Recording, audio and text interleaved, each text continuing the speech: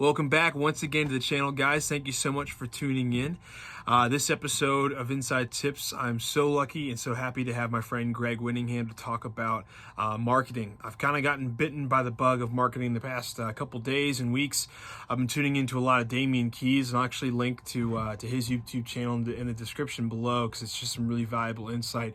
And honestly, DAMIAN Keys would be a great guy to check out for some follow-up advice and content after you hear some of the principles that Greg kind of explains with his experience with Facebook marketing and Instagram marketing. Honestly, I came from the Graham Cochran background and listening to a lot of his business insight about, building an audience through, just through content rather than paying for advertisements. But after listening to Greg and I'm now listening to a lot of DAMIAN Keys stuff, I've just been able to realize what a valuable tool Facebook ads and Instagram ads are. So honestly, if you've been overwhelmed by social media and marketing and all those kinds of things, this will be a great interview for you to kind of get your feet wet a little bit with just getting introduced to the topic. And hopefully that you'll get bitten with the bug of realizing, wow, marketing is kind of the thing I've been missing if I've been trying to get somewhere with music, trying to get those numbers on Spotify, trying to get more listens, trying to sell more merch, and yet nobody seems to be listening. Marketing is what you're missing. So without further ado, here's Greg Winningham talking all about his experience with marketing.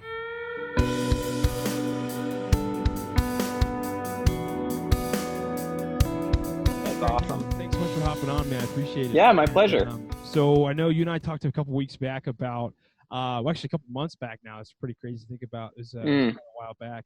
When I reached out to you a couple different times, because for listeners and watchers, Greg and I actually met at Worship in the Adirondacks back in 2018. I think it was 2018. So a couple years back, he was the lead singer for a band called Rise and Run.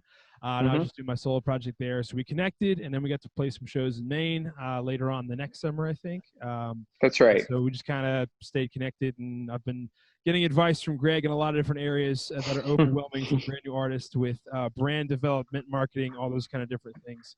So Greg, you and I got talking a couple months ago about things you've been learning within marketing itself, and you kind of realized how marketing is such a central thing. Actually, I have the text pulled up, where it was like a perfect thesis statement for this interview. You were saying marketing is kind of the key of realizing not that you just have something to say, but how you're actually going to say it, how you're actually going to deliver it, and how marketing is what helps you to accomplish the manner in which you want to accomplish your vision. So, so I wanted to have you on to talk about some of the do's and don'ts that you walked through with Rise and Run in your early brand development and marketing, how those two things kind of go hand in hand. And then also, you worked with a marketing company for your single, for your solo project. So That's right. Some of the insights you've been learning with that stuff. So go ahead, please take it away. Great. So, maybe for everyone that's listening, maybe a little bit of background on marketing is maybe the 101 that I would tell any new artist or any new company or any new business that's starting out there is just have a vision, know what you're aiming for, and don't aim for where the target is, but aim for where it's going to be. And that's really important. I think for me, I spent over 10 years in the band Rise and Run, and we started out with zero vision, had no clue what we were doing. And by the year 12 maybe, of being together as a band was when we actually started to think that this was important, that maybe our message isn't strictly enough, but maybe it's how we're saying it and what we want people to feel when they hear our music and when they see us on any type of social media screen. So I learned so much.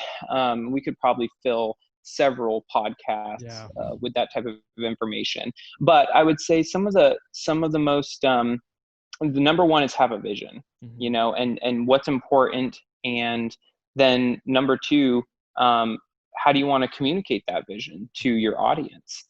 How? There's many other ways. You don't have to be so black and white about it. You don't have to say, I support, this or that. You can, do it in some other roundabout ways and bring in multiple interests besides what you're doing. I think as a musician, it's already so hard to be a successful, thriving musician where you actually make money at it. that it's an easy trap for most artists to fall into, where they just want to push their own single, push their own album, push and advertise.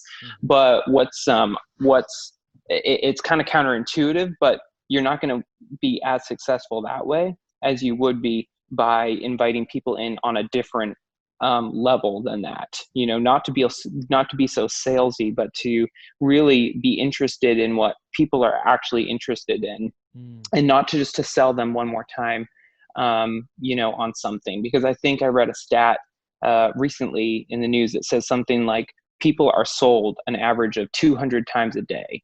So whether that's through advertisements on the TV, on Spotify, on Instagram, in the newspaper, in a magazine, they're walking through a grocery store and they see these ads. On average, a person is sold to 200 times a day. Yeah. And so, like, what is your product? What is your music going to say to them that's different than what they've already experienced? Yeah. This is all stuff I didn't learn until way down the road. And I wish I had known back when we were a band, and put that into practice. That being said, the third and most important thing I have discovered that you need to be as a marketer and brander of your craft is being able to connect with people on a level different from the product you're selling, for lack of a better word. And that's what people really buy into, no pun intended. I mean, people want to hear and see that you relate to them, and your product somehow relates to the things that they're feeling, or it's going to resolve an issue that they've been having, or it's going to speak to them in a problem that they're facing. And so I've taken those things and I have learned from them. I have sifted through them. I picked out what I want to devote my time to, for my own marketing and branding purposes moving into my solo project. And I've applied those, and it was good time that I spent. I mean, I spent a lot of time thinking back through the years of marketing and branding that I had with the band, because when I actually started my solo project and I started working with a marketing team, they were very, very pleased with the materials that I presented them with, and my vision that I had and how I wanted to accomplish that. Most marketing companies that you work with have to start out, back where my band was on year one. Right. So, I had kind of inherited 10 to 12 years of experience that I brought with me. And that was extremely valuable. Saved me actually a lot of money, to be honest. Yeah. And it will save, any of you that are listening or watching, a lot of money if you can learn from others' mistakes. Yeah, for sure. So I wanted to dig in on one of the parts you brought up, just in kind of like the bringing up three main points towards marketing. You were talking about how it's so important to be able to reach somebody on a different level beyond just the product that you're selling. And yet kind of the question that popped in my mind, and I think it would pop into a lot of musicians' mind, is, I flashed to like one of my favorite bands, Colony House, right now. Where the Colony House, I love with their stuff. And now that I have already listened to their music is what helped me to relate on an emotional level to them. So now when I see their social media posts or whatever, when I see clips of their concert, from their fan page or whatever, like I'm emotionally drawn to that and attached to that. So where we're trying to communicate a certain like emotional texture or intimacy or whatever, without using the music itself, right? Because obviously the marketing is to get them into listening to the music in the first place. Like, what are some of the practical ways you create that emotional connection? Where I think for most artists, we think, well, my music is the thing that creates emotional connection. Once people have listened to the lyrics enough and listen to the vibe of the song enough, they'll start to understand where I'm writing from. You know what I'm saying? They start an emotional connection to then put that in their like emotional library to go back to listen to that song when they're feeling that way again. So what are some of the practical ways you've been able to like kind of capitalize on that emotional connection to advertise that to people without them having heard your music? That's really, really good question. I think people need to trust you, right? Before you're growing any kind of firm foundation for your business or your music, right? So people need to be able to form trust.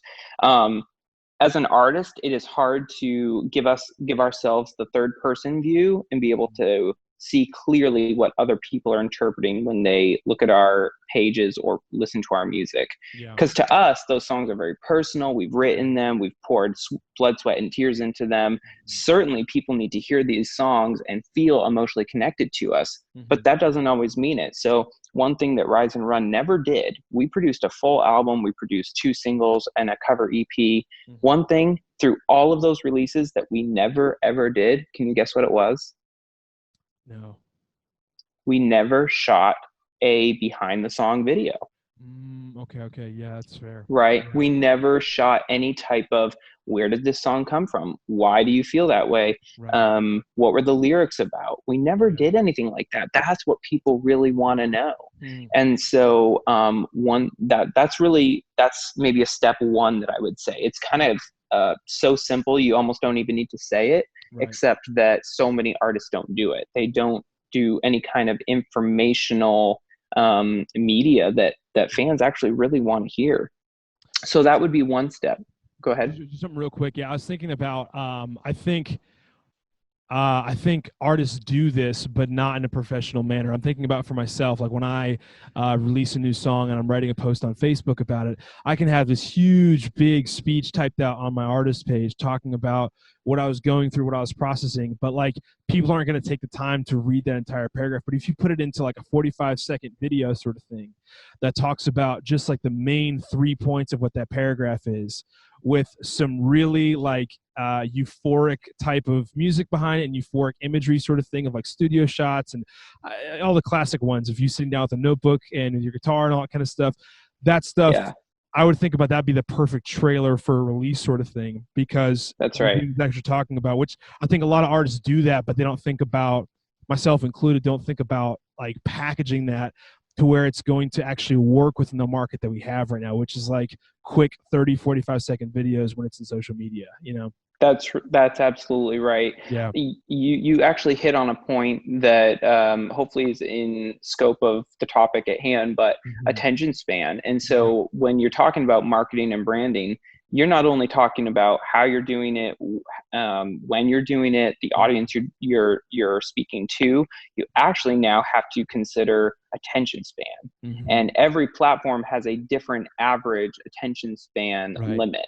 And so your message might have to change 3 or 4 times depending upon where you're doing it. The same message is not going to have the same impact on Twitter as it would on Facebook or Instagram. Right. Absolutely. Yeah, that's really good. And so anyway, that would be, that's one thing that artists don't do, is they don't do like they don't inform their audience as to what they were creating and why they were doing it. But then another important part is, another way to emotionally connect is interest. Now, you're not going to reach everyone. It's actually a really bad idea to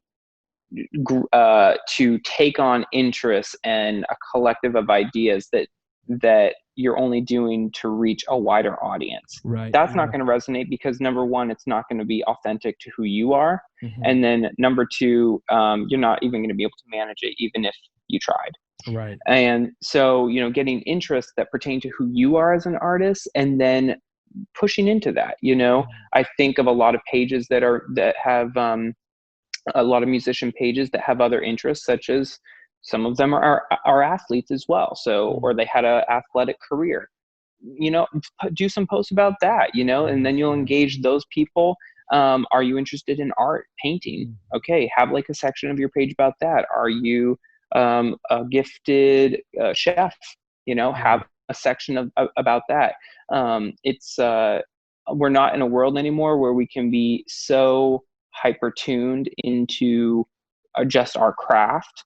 I think it's there's so much more opportunity, and it shows the colors of you as the business or the artist. It shows all the colors that you have to offer. And it's just more interesting. So that's another facet.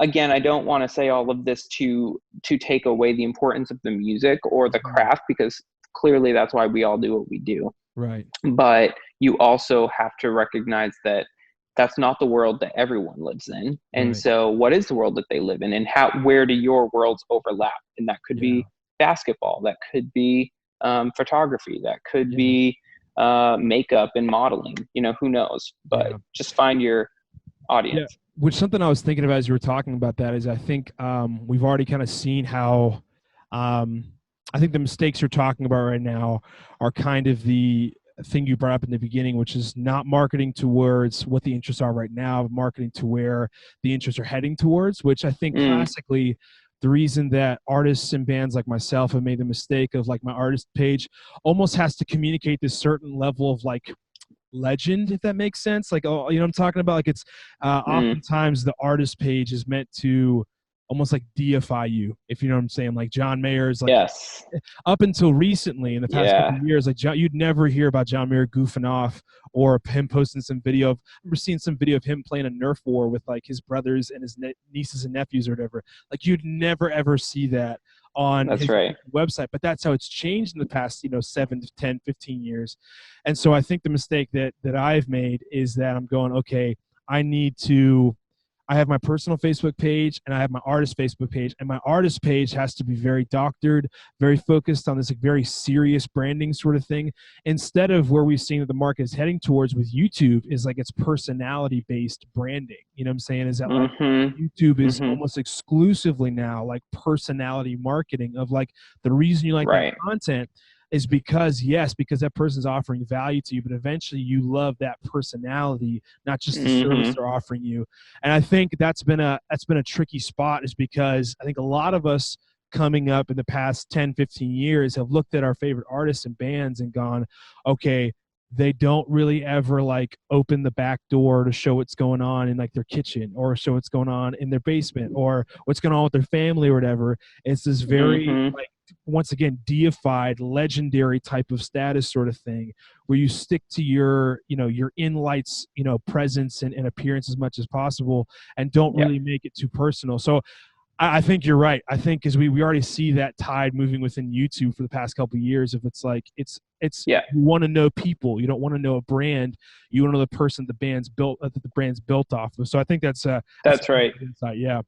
Well, and it was don't forget the historical aspect, and there was a historical component to why we always saw these artists as, you used a really good word, almost like deities, because from like the 1930s right up until about the 2000s, we were living in a world that didn't have Facebook or Instagram or YouTube or Twitter, any of those things that now allow people to access that interior part of our lives were not available. So we were looking at artists that had signed with major labels. Well, major labels, which are now no longer near as important as they used to be for the independent artist, that was their world. And so creating a capsule of theme and continuity and their message was imperative to keeping an artist's career intact. And then they were able to control it, right? They were able to control that. They could not now control all of the facets that an artist may want to reveal on their social media pages. But back then it was a lot easier. So now you're right, with YouTube, but really just social media in general, we evolved in a span of about 15 to 20 years, maybe even a little less than that. It's kind of been it's been like an algorithmic curve here. We've seen just that evolution. And so now independent artists can share whatever they want. That being said, there is a lot of value and importance to having a continuity to your brand and to your marketing. And so where I actually find a lot of artists, I mean, you can go on Instagram and hashtag singer-songwriter covers. You can go all day watching singer-songwriters post covers and videos. And one of the main things that I think separates the good from the not so good is a branding or marketing scheme that's continuous or that just stays consistent. And I'm not saying everybody's got to be, the next Madonna or law of, or whatever, but just have a consistency to it. And that speaks, that what that does is, besides just creates like a little bit of extra visual appeal, it creates trust. And again, if you are trying to communicate your message to people, you need to build trust. That you build trust by continuity. You build trust by repeating. You build trust by inviting them in. That's one of the best things about Instagram. I'd say out of all of my social media, Instagram is my favorite. And that's because it allows you to post polls, questions, goofy faces, everything like that. You can be so real on Instagram if you just want to post to say your story, and then maybe on your profile itself, that's where you have more of like those studio shots or more samples of your music and stuff. But Instagram is a powerhouse of resource for the artist who is trying to build their brand and keep their marketing consistent. So that's one thing. You have to have the personal, keep it engaged like that. But some of those big record labels had it right in some areas where their themes were consistent. Pick your colors, go with it. And that makes a big difference in the long run. Yeah. Honestly, thank you so much for saying that. Cause I think, I think a lot of our temptation can be to, at least for me, I've noticed a habit to bounce from one extreme to the other. You know what I'm saying? Of like, okay, so the record label said it wrong. Greg said I need to be honest in my like online platform sort of thing. So then all of a sudden you're jumping all around the color spectrum, all around, like every week it's a different interest sort of thing, to where once again you're trying to reach everybody instead of trying to find your niche of people who are like, all right, this genre of music that also happens to like cooking, and that's and right, pastel colors or whatever, That's right. So I think I'm glad you set up those boundaries of like, okay, don't throw the baby out with the bathwater sort of thing, of like, you need to be honest, but take some of the good hints from the big record labels of inspiring continuity and all that kind of stuff within your brands. Absolutely. You touched on the fact that Instagram is your favorite platform, and I think when you were talking about that, just a lot of tools and resources there. But I wanted to jump off from that point and ask you, what do you think the most beneficial form of social media is right now? And I'm going to lump YouTube in with this, even though YouTube isn't really social media. You know what I'm saying? It's still, it's almost like a very close cousin of social media. You know what I'm saying? Where it's kind of interwoven in all of them. What do you think, if an artist or a band is going to focus on one platform, what do you think the most important was? Once again, keeping in mind what you were saying of like, okay, don't try to build where the market is right now. Mostly try to focus where the market is going. So what do you think? Which platform do you think is most important with that target in mind? Well, I'll give you an answer for myself, and personally, that's Instagram. However, the question really has to be given within the context of you're asking yourself, what is my goal? What is my goal? So depending upon what your goal is, determines which social media tool you're going to use. So if you want to say like from a revenue standpoint, Instagram would be the worst. If your goal is to make money faster, Instagram won't help you as much with that. But YouTube would, and Facebook would. And so for me, revenue is not the most important thing. Getting people comfortable with my content, people trusting me, people getting to know who I am and what I do. Instagram is the kingpin for that. Okay. But if you want to focus more on getting a little extra income, the more streams you do, the more uploads you do on YouTube, it's generally said that one video a week is what you need to maintain your spot, so to say, in YouTube's algorithms. So if you want to, consistently build your presence there, and the more streams you get, the more money you make. Now, it takes a while to get up to that point, unless you get that one video that goes viral. And then, of course, it's a lot easier to make revenue. But that's what I would say. In Instagram, for me, there's so much potential between the use of hashtags, now using emojis, I can't even think of the term, but like, location tagging and things like that. It's a wide world of possibility there. And their advertising platform is really simple to use and quite effective. Same goes for Facebook. I'm a little bit less interested in Facebook. That being said, Facebook usage has gone up over the last couple months. So numbers are reporting that people are kind of getting back on there. Is that solid data to suggest that we're going to be using Facebook to the same level a year from now, 3 years from now? Right. Hard to say. And personally, I don't think so. However, you never know. It might stick around for a while. One thing that Facebook has as an advantage above others is it's definitely got a bigger marketing budget. And so does Instagram for that matter. So you do have the largest number of users on Facebook versus any of the other platforms. But that's just my personal take.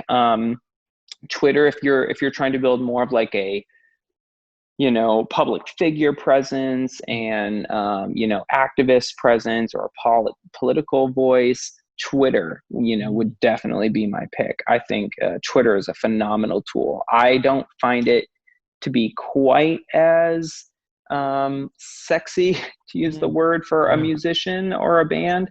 It just doesn't have as much allure.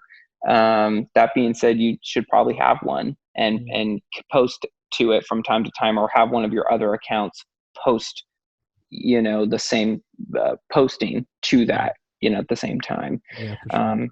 So anyway, it all depends upon what your goal is. What are you trying to do? Yeah, I guess that's really a lot of intuition there. So I appreciate that. So I think a question that I think a lot of us might be asking right now is, all right, so what do you do about TikTok?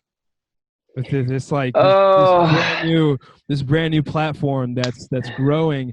And I think when you talked about how, go to where the market is heading towards rather than focus on where the market is, I'm going, that's right. Instagram has been what I've been focusing on for the past couple of years. And that's where the market has been. That's been kind of one of the biggest social media platforms out there.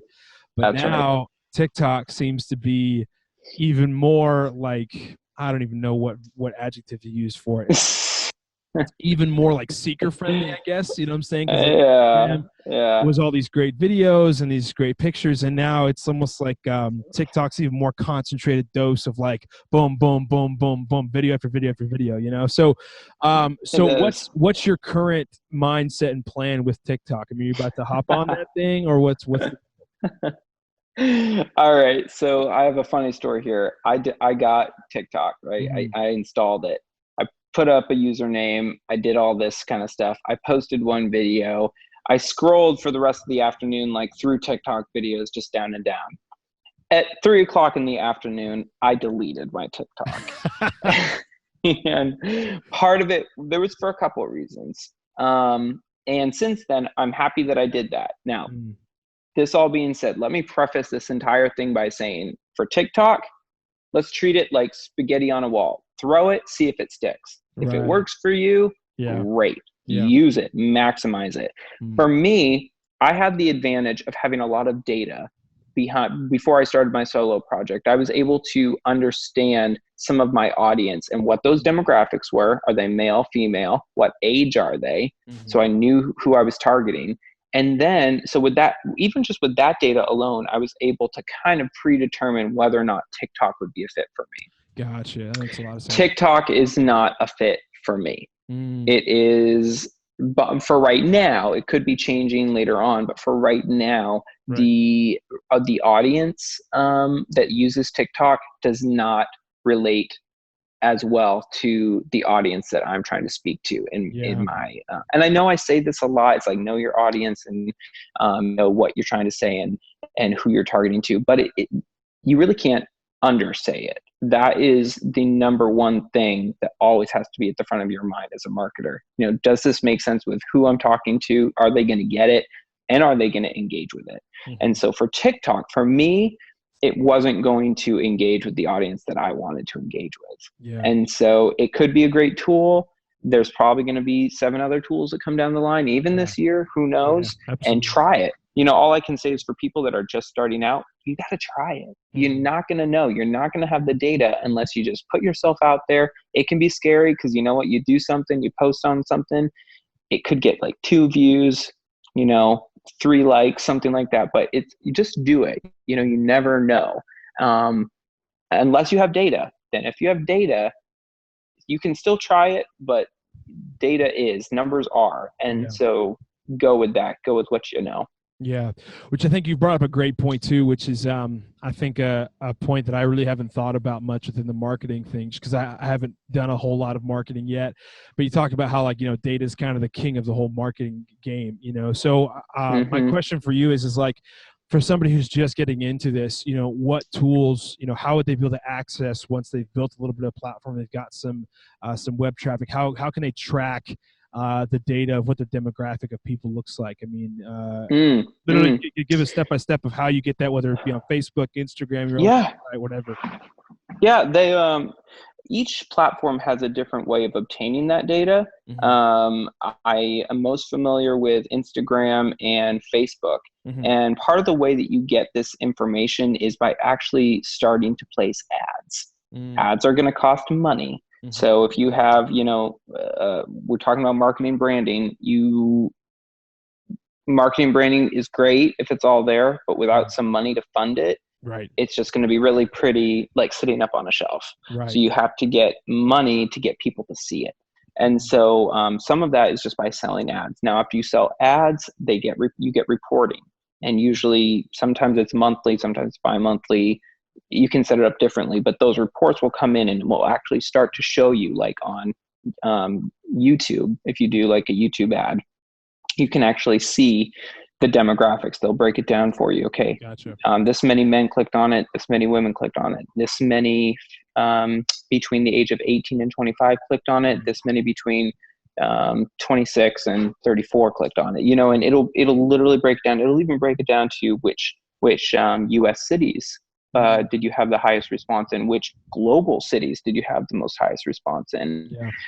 So that's what I mean. And it takes a little while, because I wouldn't say it's a fair sample to do like one ad and then say, oh, there's my audience, the results after 1 month of ads.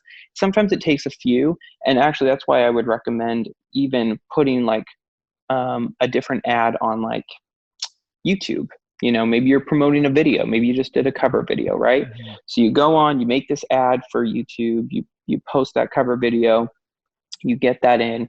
Maybe you also at the same time make an ad for that exact same cover video on Instagram. Okay, so you do all this stuff, put the ad on the promotions, and then you kind of wait a month, maybe 2 months, depending upon how much money you have to run the ad, and you see those results and you see, okay, here's my YouTube results, here's my Instagram results. What do they tell me about who actually engaged with my video? Then you're getting a lot closer to who you're actually connecting with. Because then think about it. How much money would we be wasting if we just tried to go the whole swath? If we said 18 to 60, you're definitely not hitting 18 to 60. Nobody is. Nobody is. Nobody is. Literally no one. So you pick, you get those ads out there. You got to throw the net to see what you're going to catch. You got to throw the net. You got to throw the spaghetti. And so when you finally bring that in, then you say, aha, these are the people. These are the ones. And some of these places like Facebook actually is a great one for ads. I prefer the way Facebook does advertising more than any other platform. And the reason is because on Facebook, you can do similar interests and things like that. So if someone's interested in, sports, and maybe your page has like a sports like little side to it, then you can actually click on those people, right? So then you can start to see, okay, these people who say they're interested in sports, how many of them actually clicked on my ad? How many of them actually clicked on my video? You can actually see if it's going to be worthwhile to continue to target that area, or maybe you need to pivot. Maybe you need to go and start, reaching out to people that have more of an interest in skateboarding. Who knows? If that's something that you're already interested in. So that's how I would collect the data. And that's the the way I would do it. And the more numbers you have, or the wider window of data to pull from, the better your future ads are going to perform. Yeah. Yeah. I'm glad you talked about paying for ads, because I think for a while, my guitarist and I have used ads before for, like, I think when we were doing the show in Maine together, like, we're like, okay, we'll throw this up and see if we can get more people to show up. And of course, it's not, I mean, at that level, you're not going to see many results of like throwing up a Facebook ad for some show you're putting on and then having, oh, wow, we had extra 5 people we don't even know show up. It's like probably not, unless you're in a really dense populated area that has a pretty good like local following for that local music scene. That's probably not the way it's going to happen. And so it's funny, I've thought of ads not being worth it, because it's okay, I'm paying money to hopefully get some added engagement with this, without thinking about the thing of, okay, what I'm paying for is pretty much Facebook or Instagram to do my market research for me, sort of thing. You know what I'm saying? Of like, that's right. So I never even thought about it that way, because I've been listening to you familiar with Graham Cochran from YouTube? Yeah. Oh yeah. Yeah. Totally. So you've dug into his entrepreneurial stuff too, yeah? Yes. Yeah. I figured you would have. I was like, I think Greg could probably. I remember Graham videos years ago. Yeah. And so it's funny, because he kind of has a mission sort of thing to speak against Facebook ads for the sake of up and coming entrepreneurs, because I think he's trying to talk against the dialogue of the usual thing of like build an online course, make a membership website, and then dump like $2,000 into Facebook ads, and then watch all the tens of thousands of dollars just roll into your bank account. It's like, that's just not the way it works. You have to build up, like you were saying, trust, and you have to build up a platform that people actually have an audience with you, and then market to them and sell them products that they're interested in. So that's right. Point is I think with listening to him so much, I've kind of gone, oh, Facebook ads, I don't want to do that. But the way you're describing right now for an artist, like, okay, this is actually a valuable investment you can make, where as long as you're doing things intelligently and wisely, okay, I need to make sure that I'm putting the best content I can possibly afford right now, sort of thing. And then that's right. Okay, after I've done the best job I can presenting myself as best as possible, who is interacting with that? And Facebook is pretty much a place where, pay to play sort of thing to be able to get to know the demographic that you're going to touch the most. So I think that's really right. Yeah. That's absolutely right. And, on that same level, you brought it up just barely, and I want to highlight it, is make sure it's good content, because there's no way to substitute a price for good content. Right. You have to start with something that's worth listening or engaging with in the first place. A lot of people think, let's just throw $500 into this ad campaign for, this picture of me with, beanie weenie or something. I don't even know what it is, but like, if it's not something that they're going to engage with, don't put money into it. Put money into it because and you believe like this is something worth getting.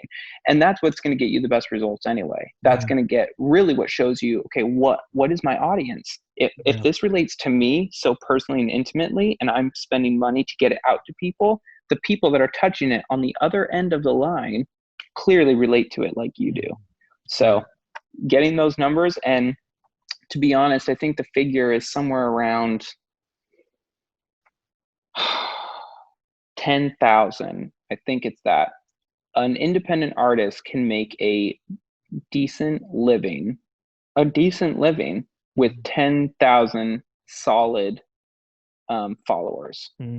Now, when you think about that, a lot of places on Facebook or Spotify or Instagram, people have all these followers, right? They might even have hundreds of thousands. They might have millions. But what it takes for an artist to actually make a decent living is 10,000 people that really commit to your message, commit to your vision. I think it's actually, I know a figure you're talking about. I think it's something that's been talked about in the past, probably 5 to 8 years. It's the whole model of 1,000 core fans, where it's like, if you've got 1,000 core fans who are, which it might be a different metric. I mean, if you've got 10,000 who are, lightly engaged, it's a little bit more dependable than 1,000 core fans, because the model for 1,000 core fans is you need people that are going to spend $100 profit on you per year, sort of thing, which at that point, it's like you need pretty much people $250 to $300 sort of thing, depending on what you know. Right. And actually that model can work too. And I have actually heard the Yeah. 1,000 fan model as well. Yeah. It probably can be any number you really want, Mhm. 1,000 or 10,000. It really just fits into, okay, what am I going to be expecting from them Right. in that case? Yeah. And so for that reason, how many ads am I going to put on Spotify? Like, how many streams do I want to get a year? Yeah. And so yeah.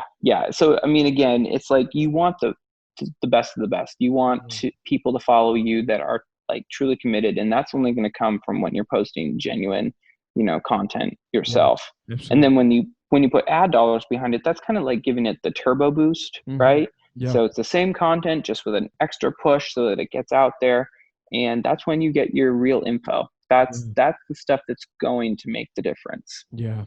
Well, Yeah. Greg, thanks so much for being on, man, for coming on. I appreciate it. I want to ask you one more wrap-up question before we Yeah. session here.